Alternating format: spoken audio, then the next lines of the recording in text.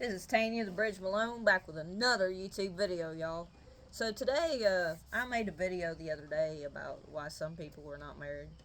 And I'm going to talk a little bit about that, but mostly what I really want to discuss today is how to leave a toxic relationship and how to avoid being in one. Now, so how to avoid being in one, because I've been in one, been in several. The first thing to do is to know your worth. You know what I mean? To know your worth. To know about narcissism, educate yourself on narcissistic people, how they, gaslighting. That's something I'm still learning on. Uh, First of all, and the main thing to keep from being in a toxic relationship is to let them go early on. Remember piggybacking off my last video, the best thing to do if you see a red flag, address it. If they do not change it, do not stay.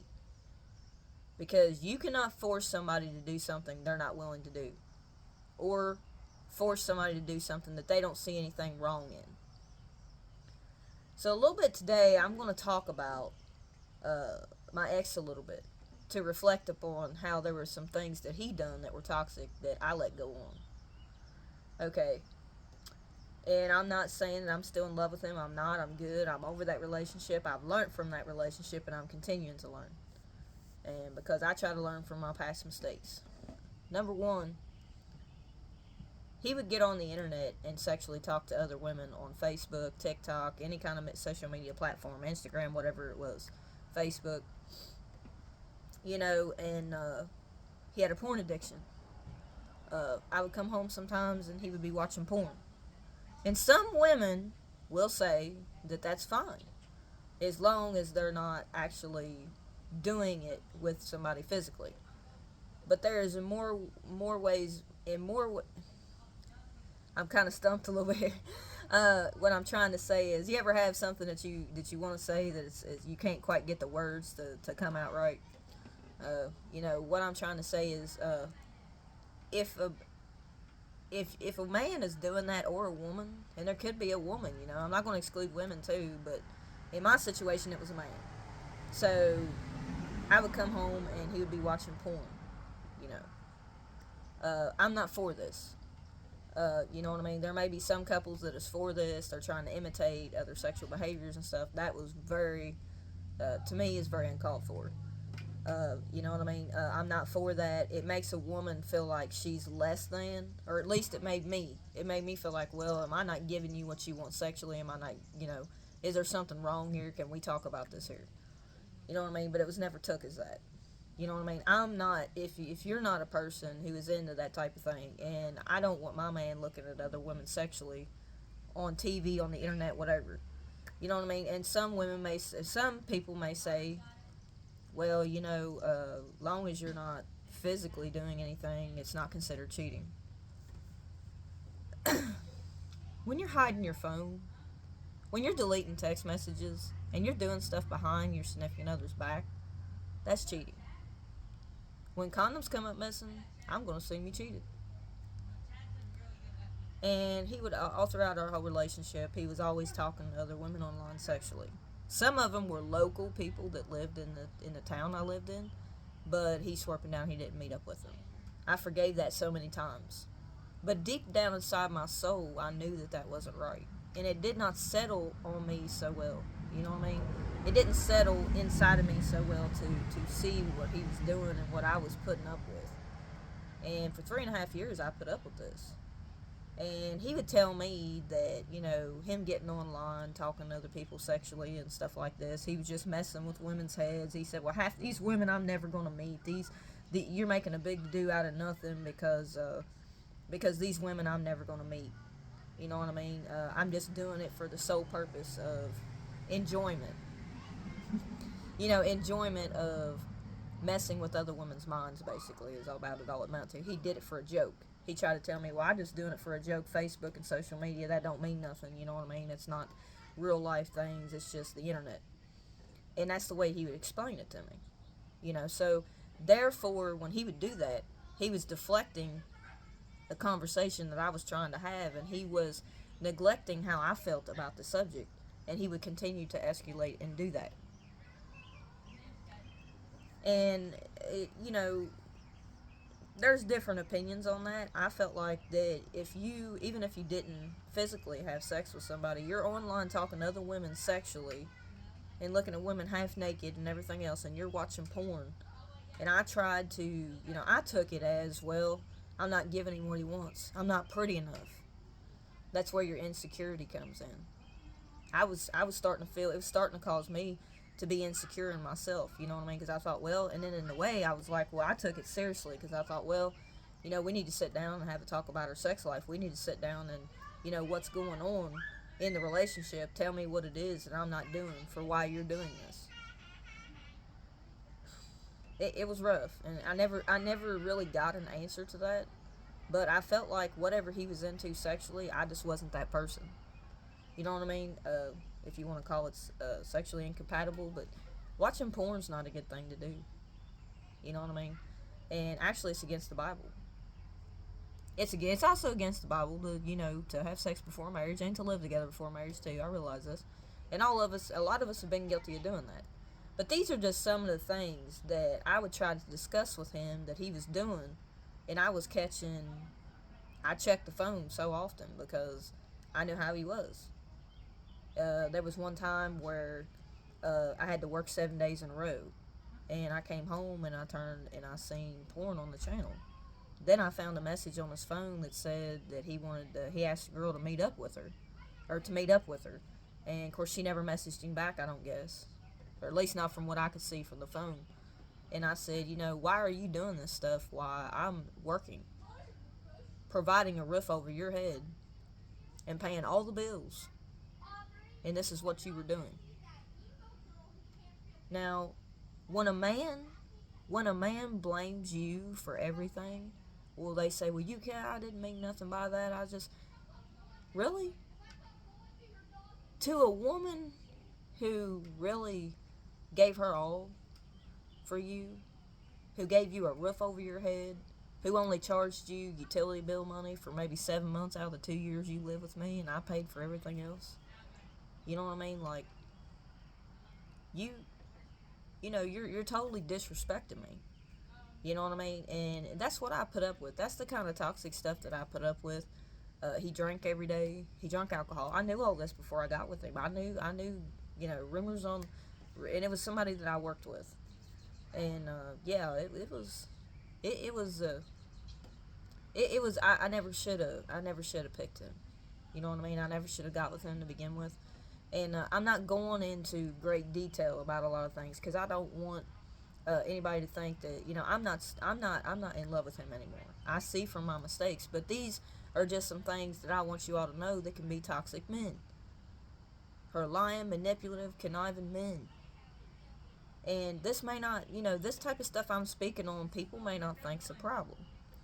But the thing of it is, if you're living under somebody's roof and they're loving you and they're giving you everything, and that, it ain't right. And so we continued to have them type of problems where he'd get on the internet and talk to other people sexually, and when I wasn't around, doing stuff he shouldn't have been doing. Do I know if he physically cheated on me? I don't know. All I know is that 3 condoms coming up missing, and a month later, I split up. We were done. And then I went into mania after coming out of 7 months of depression and working a DuPont shift. And basically, anytime I would try to have a conversation with him about trying to be a better person, about trying to communicate, about things that we could do to actually better ourselves, he was none for it. He would always deflect it. It was always my fault, or it was always whatever he did was okay. And a lot of people may think that it wasn't no big deal. There may be people out there that may think that wasn't no big deal, but to me, it made me feel like a bad person. You know what I mean? Like I wasn't giving my partner what they needed. And it made me feel insecure in myself. I felt insecure in myself for him doing those things, and I was not in agreement with it. I did not like it, but I continued to put up with it. You know, just, I'm not perfect. You know what I mean? But I think I deserve more than that. You know, and when a man or a woman tells you that what they're doing is not a problem, that they don't see no problem with it, no matter how many times you bring it up, no matter how many times you try to have that same conversation and they keep deflecting, and they don't, they may say, "Oh, I'm sorry for doing that. I won't do that again." I got that. He would say that to me, and then turn around and do the same thing again. How many chances do you want to give somebody until it takes up 3.5 years of your life? It could take up 10. It could take up 12. That's toxic.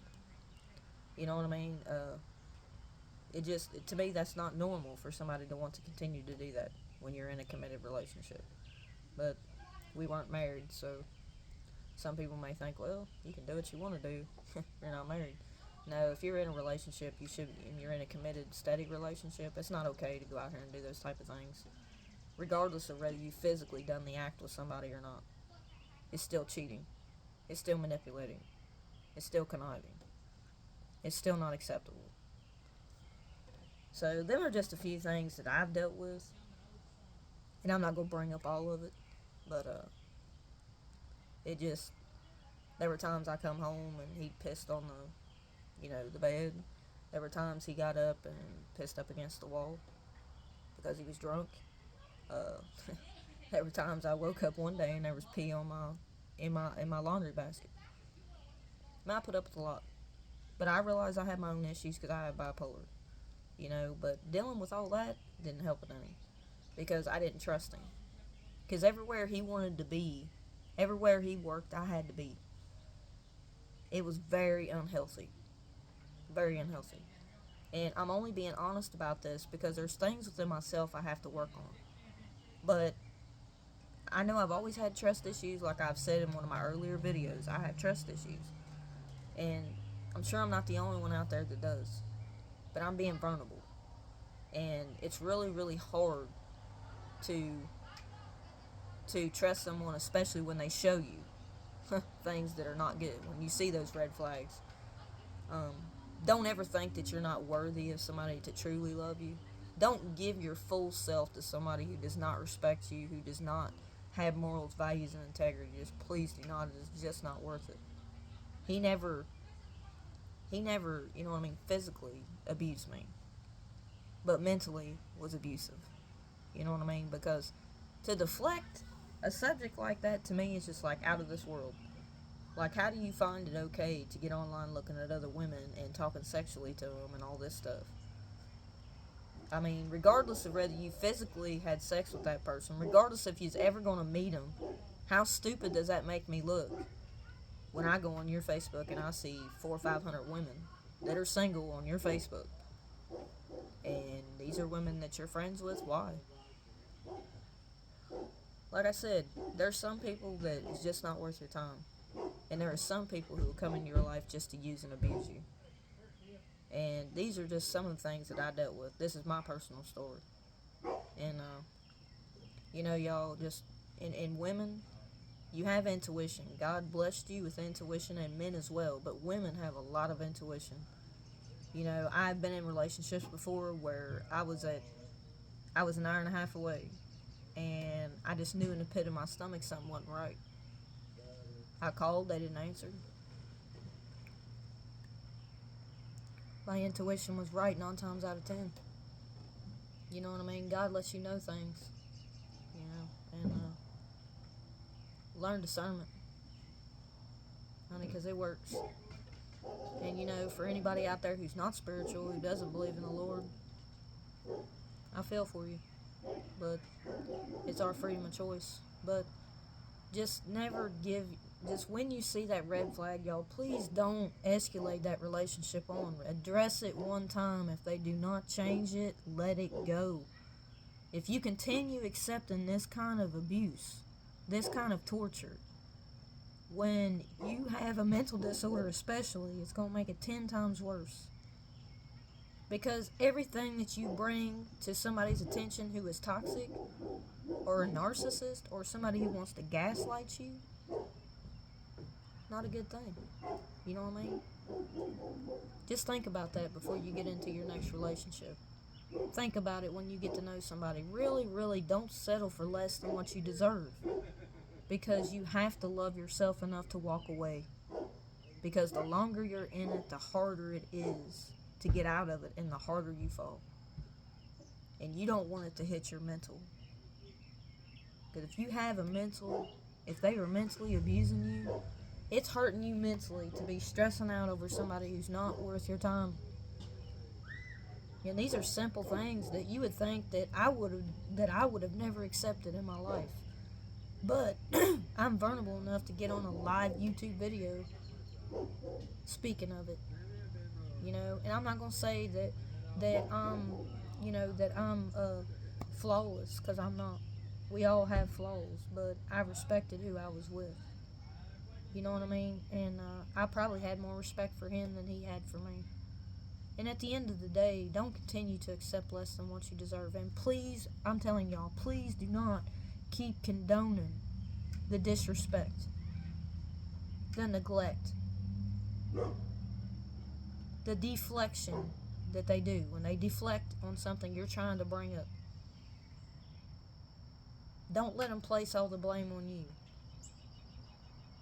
But anyway, y'all, that's just something I wanted to bring up, and I hope y'all got something good out of this message. And I hope and I know there's people out there in abusive relationships, you know what I mean, physically abusive, and my heart goes out to y'all. Just take care of yourself. So peace, love, and be blessed, y'all.